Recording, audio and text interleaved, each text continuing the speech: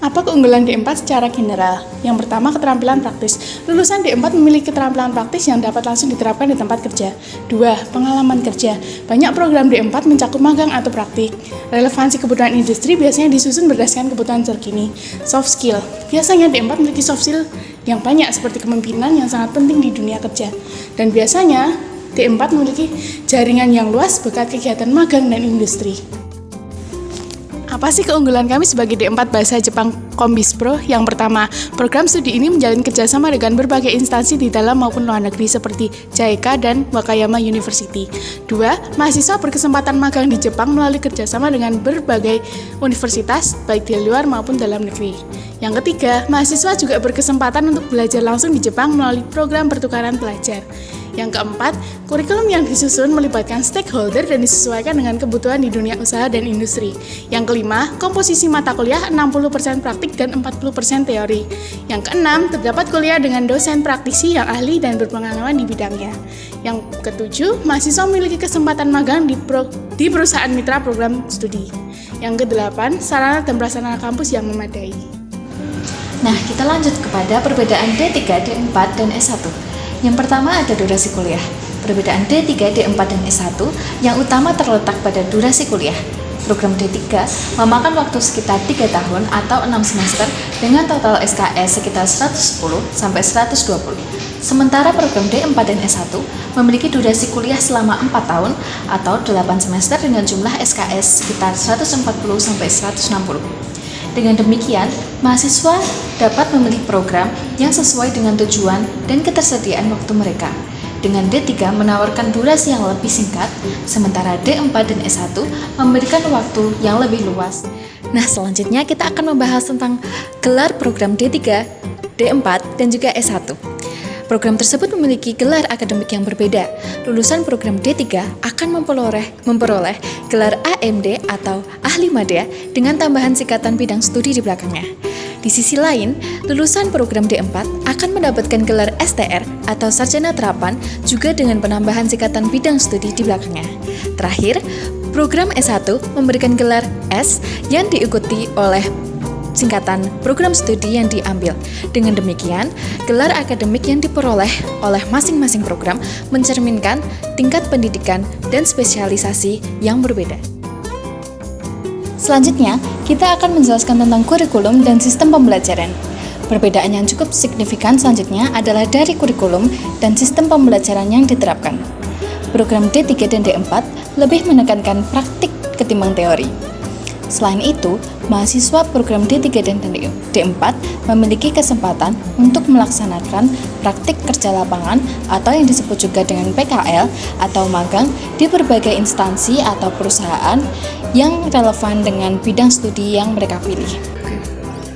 Hal ini bertujuan untuk mempersiapkan lulusan program D3 dan D4 yang siap kerja dengan keterampilan profesional yang dibutuhkan oleh industri.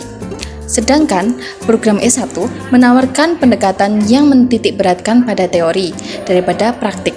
Selain itu, mahasiswa program S1 diharapkan untuk melakukan penelitian ilmiah atau skripsi sebagai salah satu syarat kelulusan. Tujuan utama dari program S1 adalah untuk menghasilkan lulusan yang tidak hanya memiliki pemahaman mendalam tentang ilmu pengetahuan, teknologi, atau seni yang mereka pelajari, tetapi juga kemampuan untuk melakukan penelitian dan kontribusi ilmiah dalam bidang studi mereka masing-masing. Peluang lanjut studi. Faktor lain yang mempengaruhi pilihan jenjang pendidikan tinggi adalah peluang untuk melanjutkan studi yang lebih tinggi. Biasanya, rata-rata lulusan program D3 lebih melanjutkan ke studi program D4 atau S1. Hal ini dapat diwujudkan dengan cara memenuhi semua persyaratan akademik dan administratif yang telah ditetapkan oleh pihak perguruan tinggi yang lebih menjadi tujuan. Sebagai nilai tambah, lulusan program D3 juga dapat memanfaatkan pengakuan atau kredit sebagian dari mata kuliah yang telah mereka selesaikan dalam program D3 yang bisa berarti penghematan waktu dan biaya kuliah. Selain itu, lulusan program D4 juga bisa melanjutkan ke studi yang lebih tinggi sebaliknya, yaitu dengan melanjutkan tingkat S2 atau disebut magister dengan mematuhi persyaratan dan yang telah ditetapkan oleh pihak perguruan tinggi sendiri yang mereka inginkan. Seperti halnya D3, lulusan D4 juga memiliki kesempatan untuk memperoleh pengakuan atau kredit sebagian dari mata kuliah yang telah mereka tempuh selama ini, yang dapat membantu dalam mengurangi waktu dan biaya kuliah. Sementara itu, lulusan program S1 memiliki fleksibilitas yang lebih besar karena mereka bisa melanjutkan studi ke tingkat lebih tinggi S2 atau bahkan S3 atau doktor dengan memenuhi syarat akademik dan administratif yang telah ditetapkan sebelumnya oleh pihak perguruan tinggi sendiri. Lulusan S1 juga dapat mencari beasiswa atau dukungan keuangan dari berbagai sumber yang akan mendukung kelanjutan studi mereka di jenjang yang lebih tinggi. Selanjutnya yaitu prospek kerja. Lulusan program D3 dan D4 dapat mengantisipasi prospek kerja yang menguntungkan di berbagai sektor industri, terutama yang terkait dengan bidang keahlian mereka. Mereka memiliki keunggulan dalam hal keterampilan praktis, pengalaman kerja, dan sertifikasi. Kompetisi yang meningkatkan daya saing mereka di pasar kerja. Mereka menonjol dalam hal pengetahuan teoritis, kemampuan analitis, dan kreativitas yang membuka pintu kepada beragam pilihan karir yang menantang. Nah, yang bisa diharapkan para lulusan dari jurusan ini mampu mempersiapkan lulusannya untuk bisa terampil menggunakan kemampuan berbicara bahasa Jepang yang bisa diterapkan di dunia bisnis dan juga perkantoran, yang meliputi komunikasi lisan, surat menyurat, serta penerjemahan praktis.